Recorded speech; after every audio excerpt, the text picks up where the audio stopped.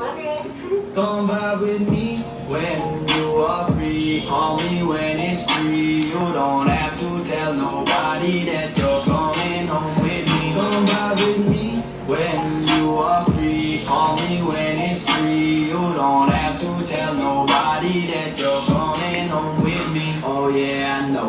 Bucci and Bucci. You don't have. Ay puta, gusto ko na lang maging bangko. Gusto ko na lang maging bangko na laging uupuan ni ate.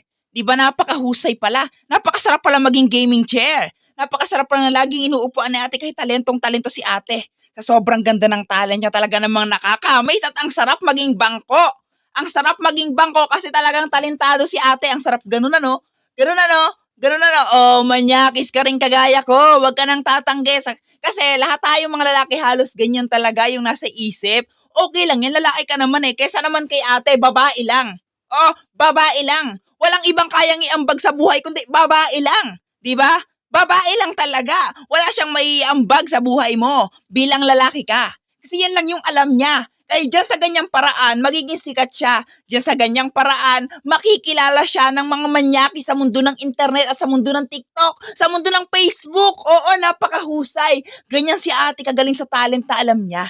Kahanga-hanga naman talaga. Talaga namang hinahangaan kita, sinasaluduhan kita. Kahit talagang talentong-talento ka ate. Sa sobrang ganda ng talent mo, sobrang galing ng talent mo, gusto ko na lang maging bangko. Gusto ko na lang maging bangko. Oo. Kasi parang ang ganda maging bangko kasi ginaganyan ano. Ginaganyan ano. Nakaganon pa. O diba, sarap maging bangko.